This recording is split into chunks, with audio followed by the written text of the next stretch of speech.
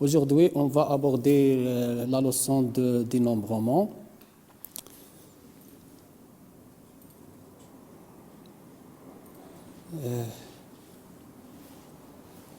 À titre d'introduction, on a deux boîtes. Chaque boîte contient ici D et l'autre boîte contient les autres D. Une question qui se pose, combien y a-t-il de couples on peut former par les deux ensembles? Pour répondre à cette question, on va étudier certaines techniques qui nous permettra de résoudre ce nombre de problèmes. Dénombrement, utiliser l'arbre des choix dans des situations combinatoires, utiliser le modèle combinatoire de dénombrement ADK à la situation étudiée et ainsi de suite. Donc, dénombrer, dresser la liste exhaustive en mathématiques, c'est déterminer le cardinal d'un ensemble. En mathématiques, c'est quoi dénombrer? C'est pour calculer le cardinal des ensembles bien sûr finis. Un ensemble fini, définition, E est un ensemble fini s'il existe un N appartenant à une étoile et une application phi bijective de E vers l'ensemble 1, 2 jusqu'à N. On note le nombre d'éléments de E, cardinal de E. D'accord? Par convention, l'ensemble vide est fini et le cardinal dans l'ensemble vide égal à 0. Bien. Un petit exemple, l'ensemble Mn, ce sont les ensembles M et N appartenant à Z, donc l'ensemble M, M plus 1, M plus 2 jusqu'à N. Alors, il contient combien d'éléments? La règle est très simple, M moins M plus 1. Voilà. Un autre exemple, c'est comment calculer le cardinal de produit cartésien. Le produit cartésien, donc on prend le premier élément de E, c'est A, et le deuxième élément de F, c'est 1. Et ainsi de suite, on peut construire les éléments de produit cartésien. Alors le cardinal de E croix F est égal au cardinal de E fois cardinal de F est égal à 2 fois 3 est égal à 6 éléments. On peut généraliser ce cas-là en calculant le cardinal de E croix E jusqu'à P. Donc P fois.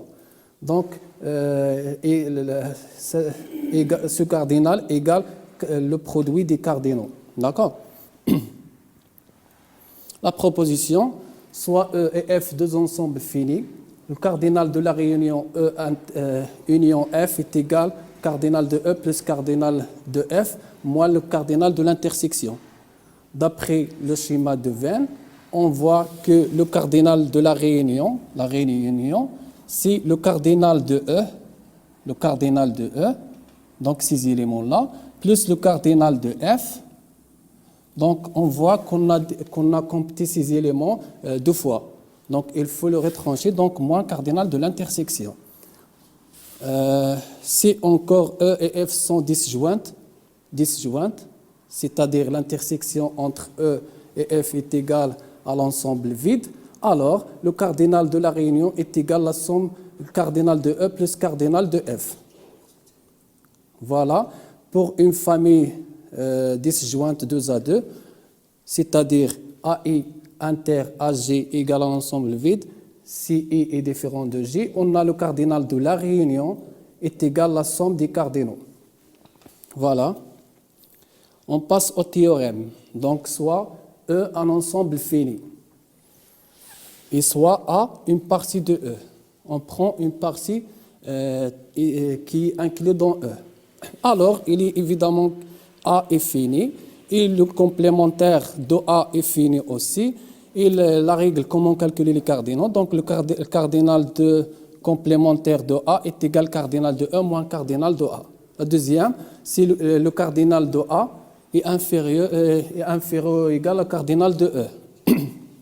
Voilà, le cardinal de A est égal au cardinal de E, équivaut à dire les ensembles ils sont égaux. A est égal à E. Là, on passe à la démonstration. Il est clair que A et son complémentaire sont finis. Et A et le complément sont deux parties disjointes de E. Et donc, on peut, à partir d'un ensemble A, on peut, union son complémentaire, on peut obtenir l'ensemble tout entier E. Donc, le cardinal de E égale le cardinal de la réunion égale la somme moins l'intersection, mais l'intersection est égale à l'ensemble vide. Et le cardinal de l'ensemble vide est égal à 0. D'accord? Donc, on passe les ensembles en même cardinal, c'est-à-dire cardinal de A égale cardinal de E. Si cardinal, on passe à la deuxième, cardinal de A inférieur à cardinal de E, on a cardinal de complémentaire est égal cardinal de E moins cardinal de A. Voilà. Et le cardinal de A est positif parce que c'est un nombre, le nombre d'éléments est positif, d'où cardinal de A inférieur ou égal à cardinal de E. La troisième, cardinal de A égale cardinal de E équivaut à dire A est égal à E. De plus, cardinal de A égale cardinal de E équivaut à dire cardinal de E moins le cardinal de A égale à 0, c'est-à-dire le cardinal de complémentaire égale à 0, vaut ensuite que le complémentaire égale l'ensemble vide, et lorsqu'on dit le complémentaire de A dans E est l'ensemble vide, alors A est l'ensemble E. On passe à la deuxième partie, le principe de dénombrement. Si on a les deux localités A et B sont reliées par trois routes numérotées 1, 2, 3, et les localités B et C elles sont reliées par deux routes 4 et 5. Alors la question, combien y a-t-il de trajets pour aller de A vers C en passant par B? Donc si on fait l'arbre des choix, on peut choisir le chemin 1, puis par exemple on choisit le chemin 4, on passe par ici. Donc, ou bien on choisit le chemin 1 et on passe par le 5. Et ainsi de suite, on va construire un ensemble de possibilités, donc soit la route 1 et 4, 1 et 5, et ainsi de suite, donc 3 fois 2 égale à 6. On remarque ici que on a un ensemble de choix entre trois routes, 1, 2, 3, et l'autre ensemble se fait par deux cas possibles, ou bien deux trajets. Donc, au total, 3 fois 2 égale à 6. Activité 2, lorsqu'on lance une pièce de monnaie 2 fois de suite, alors quel est le nombre de cas possibles? Ou bien quel est le nombre de résultats possibles? Donc, la première étape, on lance le dé, on lance la pièce, on peut obtenir soit P ou bien F. Et la deuxième cas, PF et PF. Donc, au total, on a l'ensemble des possibilités, soit on obtenir PP ou bien PF ou bien FP ou bien FF. Et comme ça, on a 2 fois 2 est égal à 4. Principe de dénombrement, on peut généraliser ça pour énoncer le principe de dénombrement. Alors, si on a une opération globale peut se décomposer en cas opération successives, d'éléments successifs, d'opérations successives, ces dernières peuvent s'effectuer respectivement de N1, N2 et jusqu'à NK manière. Alors, l'opération globale se fait par la multiplication N1 fois N2 fois jusqu'à NK. Application. On va appliquer le principe de dénombrement pour calculer le nombre des applications. Donc, F est une application de E vers F. E est fini et contient des éléments E1 jusqu'à EP. Et F aussi est fini et contient B1 et B2 jusqu'à Bn. Alors, combien y a-t-il de cas possibles pour choisir l'image de E1? Donc, l'image de E1, donc E1 a n possibilités pour choisir son image. Donc, n possibilités. Donc, f de E1 peut égale B1 ou bien B2 ou bien. Donc, n possibilités. Ensuite, E2 a une possibilité aussi pour choisir son image. Et ainsi de suite. D'après le principe de dénombrement, on a n possibilités fois n, p fois. Donc, n à la puissance p. Voilà. On peut généraliser ça en disant que le cardinal de l'ensemble des applications de E vers F est égal au cardinal de F à la puissance cardinale de E. Avec les mêmes notations, trouver le nombre d'applications injectives entre deux ensembles finis. Voilà, donc on a E1 a une possibilité pour choisir son image, et puisque deux antécédents différents n'ayant pas même image, alors E2 on a n-1 possibilité pour choisir son image, et ainsi de suite jusqu'à n-p plus 1. Donc, d'après le principe de dénombrement, on a n fois n-1 fois jusqu'à n-p plus 1 est égal à np. Application 3, trouvons maintenant le nombre d'applications bijectives. D'après ce qui précède, donc on a ici P, mais pour que l'application soit bijective, il faut que le cardinal de E égale le cardinal de F. Donc, ici N et N. Donc, nombre d'éléments. Voilà. Et on regarde dans le cas là que le nombre d'applications, c'est aussi le nombre d'injections. Et on fait N fois N-1 fois jusqu'à 1, c'est-à-dire N fois est égal à n est égal factoriel de n.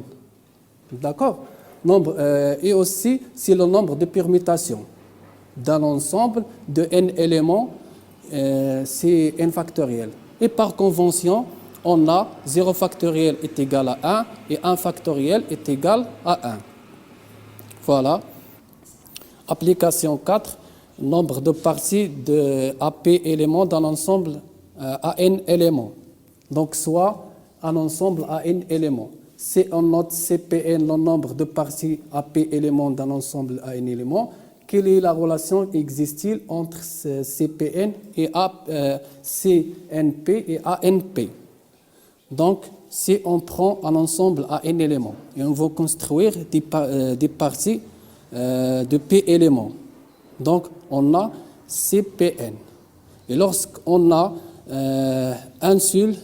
une seule ensemble, une seule partie de P éléments, combien y a-t-il de possibilités pour obtenir un arrangement? Donc, on va faire P factoriel, on va faire une permutation, et cette permutation se fait par P factoriel opération. Donc, d'après le principe de dénombrement, CPN fois P factoriel est égal à ANP. D'accord? Il y a une remarque, si P est supérieur strictement à N, on a CNP est égal à 0. C'est-à-dire, à partir d'un ensemble plus petit, on ne peut pas construire un grand ensemble. Un petit exemple, soit un ensemble ABC et un ensemble à 3 éléments. Les parties de E ayant 2 éléments sont AB et AC et BC. Et on voit que si 3,2 est égal à 3, le nombre des parties.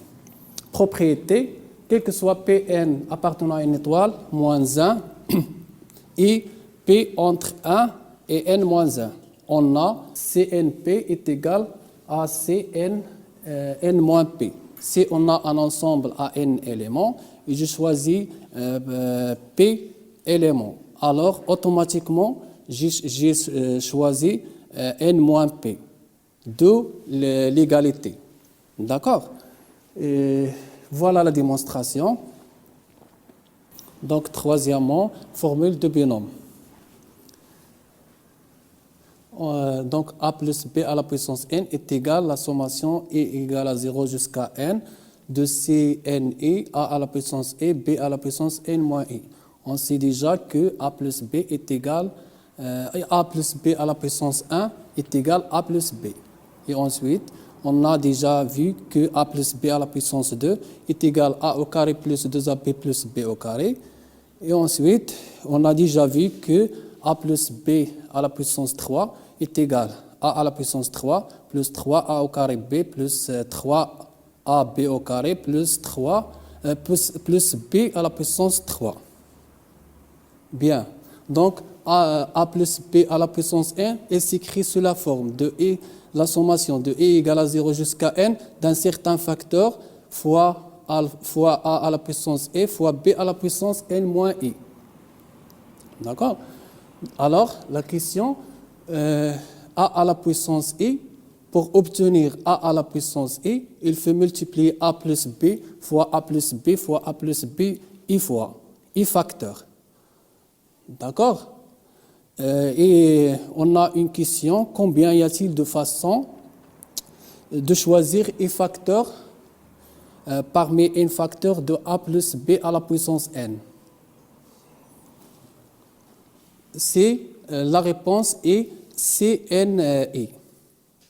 D'où l'égalité a plus b à la puissance n est égale à la sommation de CNE à la puissance e, b à la puissance n moins e. À partir des exercices et problèmes.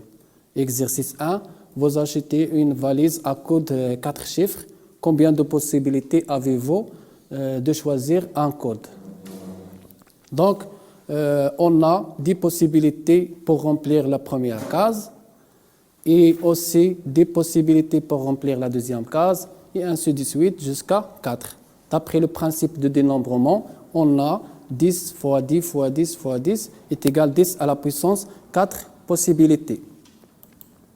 Exercice 2, déterminer le nombre d'anagrammes des mots suivants, club et prépa. Donc, combien de mots on peut construire à partir de mots club? Un anagramme de mot club est une permutation des 4 lettres distinctes de ce mot. Donc, il y a 4 factoriels. 4 factoriels, c'est 4 fois 3 fois 2 fois 1. C'est égal à 24 anagrammes. Le mot prépa est constitué de 4 lettres distinctes, dont le P est répété 2 fois. Donc, le P ici est répété 2 fois. Donc, on a la technique est la suivante. Choisir la place de P se fait par C5 de façon pour choisir les places de P. Effectuer une permutation des 3 lettres se fait par 3 factoriels. Donc, d'après le principe de dénombrement, on a C5 2 fois 3 factoriels est égal à 60. Deuxième méthode, on fait permuter les 5 lettres. Donc 1, 2, 3, 4, 5. Donc 5 factoriels. Sur 2 factoriels, le P est répété. D'accord? On passe à l'exercice 3. L'exercice 3, en considérant une plaque minéralogique est constituée de 4 chiffres quelconques suivis de 2 lettres quelconques, puis de 2 chiffres quelconques, déterminer le nombre total des plaques possibles. Déterminer le nombre des plaques possibles. On a ici le premier nombre, le deuxième nombre, le troisième nombre et le quatrième nombre. Ensuite, les lettres, la lettre 1 et la lettre 2. Et ensuite, le nombre 1 et le nombre 2.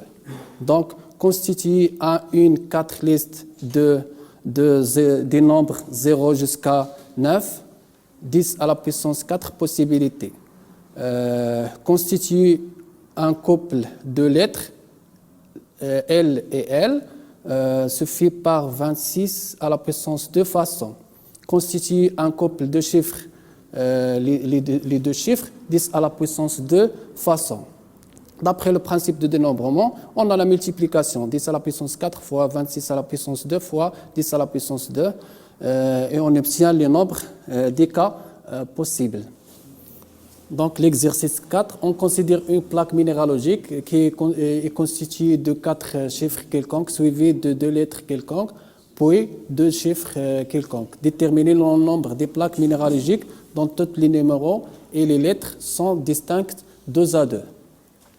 Donc, on a 10 possibilités pour choisir le premier nombre et 9 possibilités pour choisir le deuxième nombre et ainsi de suite. Donc, on a des arrangements à 4 façons pour choisir les nombres suivants. Après, on passe aux lettres. Donc, les lettres, 2 listes de lettres distinctes d'alphabet. Donc, on a A26 2 façons pour choisir les 2 lettres. Et ensuite, A6 2 façons pour choisir les deux autres nombres. Donc, d'après le principe de dénombrement, on a A10 4 fois A26 2 fois A10 2 est égal à le nombre des cas possibles pour choisir les plaques suivantes. Donc, exercice 5, en considérant qu'une plaque minéralogique est constituée de 4 chiffres quelconques, donc même exercice, mais déterminer le nombre des plaques minéralogiques dont les 4 premiers numéros sont dans l'ordre croissant strictement. Donc, ces nombres-là, ils sont ordonnés strictement croissants. Donc, choisir 4 numéros distincts suffit par 10 cas. 4 façons, puis choisir, puis pour les ordonner, on a une seule façon pour les ordonner et choisir les 2 lettres 26 à la puissance 2 façons et enfin choisir les 2 derniers chiffres 10 à la puissance 2 façons. D'après toujours le principe de dénombrement, on a C10 4 fois 26 à la puissance 2 fois 10 à la puissance 2 possibilités pour ce cas. Là. Donc, exercice 6, combien peut-on former de numéros de téléphone à 8 chiffres? Combien peut-on former de numéros de téléphone à 8 chiffres ne comporte pas le chiffre 0? Donc, la première question, un numéro de téléphone à 8 chiffres est une liste d'éléments. Donc, on a des possibilités pour choisir le premier nombre, 10 possibilités pour choisir le deuxième nombre, et ainsi de suite, 10 à la puissance 8, c'est clair. Donc, la deuxième question, combien peut-on former de numéros de téléphone à 8 chiffres ne comporte pas le chiffre 0? Donc, on a 9 possibilités pour choisir le premier et 9 pour choisir le deuxième, et ainsi de suite, donc 9 à la puissance 8. On passe maintenant à l'exercice 7. On considère une classe de 36 élèves qui étudient toutes au moins une langue parmi l'anglais, l'espagnol et l'allemand, ainsi que 22 élèves étudient l'anglais et 22 étudiants étudient l'allemand et 18 étudiants étudient l'espagnol et 10 élèves étudiant à la fois l'anglais et l'allemand, c'est-à-dire l'intersection, et 9 étudiants à la fois l'allemand et l'espagnol, et 11 à la fois l'anglais et l'espagnol. La question qui se pose est que combien d'élèves étudient les 3 langues? On fait une notation. Donc l'ensemble des élèves qui étudient l'anglais, la notation est ANG, l'anglais, et l'espagnol, l'ensemble des élèves qui étudient l'espagnol, et ainsi de suite, jusqu'à C, c'est l'ensemble des élèves de la classe, et enfin T, l'ensemble des élèves qui étudient les 3 langues.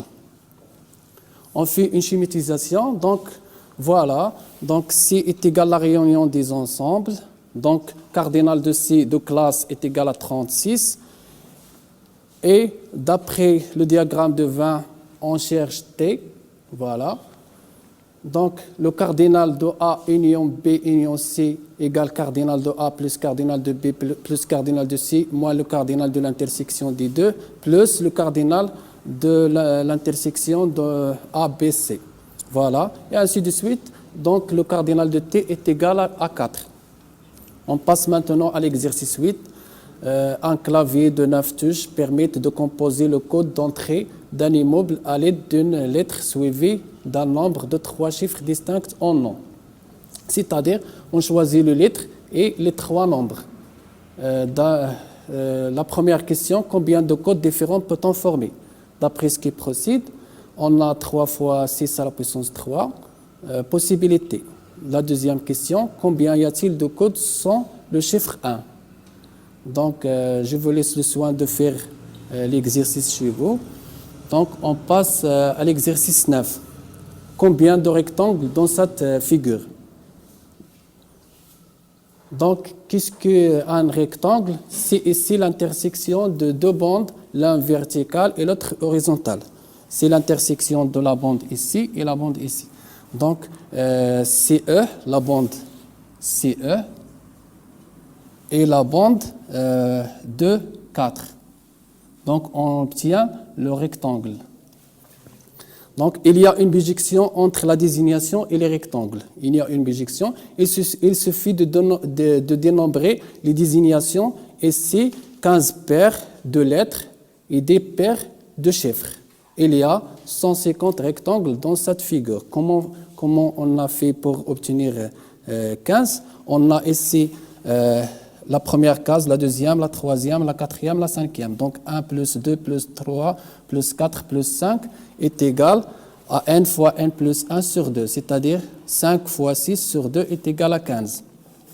Et on a ici 1 plus 2 plus 3 plus 4, donc 4 fois 5 est égal à 20, 20 sur 2 est égal à 10. Donc au total, il y a 150 rectangles. On passe à l'exercice 10. Combien d'intersections des diagonales dans ce polygone? Donc, qu'est-ce qu'un point d'intersection? On remarque que le point d'intersection, c'est aussi le rectangle. Le quadrilatère BCDF. Donc, qu'est-ce qu'un point d'intersection? C'est le choix de 2 diagonales. C'est entre BD et CF. C'est aussi le choix de quadrilatère. Le problème est à tout point d'intersection est associé à un quadrilatère et réciproquement, il y a autant de points d'intersection que le quadrilatère dont les sommes sont parmi ceux de polygones donnés ici 15. Donc, on a une possibilité pour choisir le premier diagonale, n-1, n-2, n-3 pour choisir le quatrième, sur 4 factoriels. D'accord?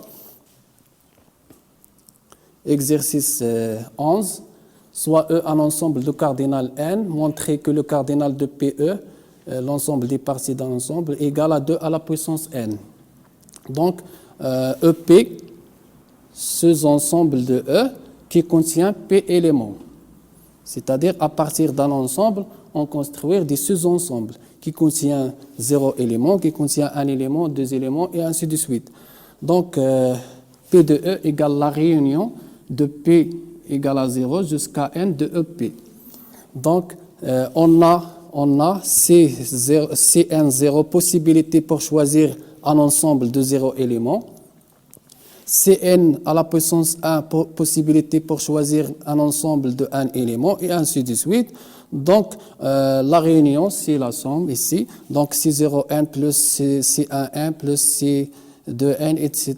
égale à sigma k égale à 0 jusqu'à n de ck n égale le cardinal de PE. La question qui se pose, comment calculer cette sommation? Donc, d'autre part, d'après la formule de binôme, a plus b à la puissance n est égal à la sommation. Pour a égale à b égale à 1, on voit 1 plus 1 à la puissance n est égal à 2 à la puissance n est égal à la sommation. Donc 2 à la puissance n. L'exercice 12, je vous laisse le soin de le faire chez vous.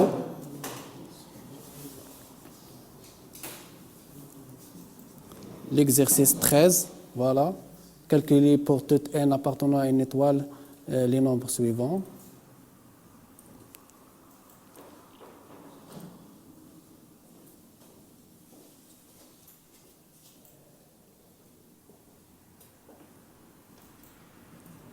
Et l'exercice 14. comment montrer cette égalité. Exercice 15. Et enfin, l'exercice 16.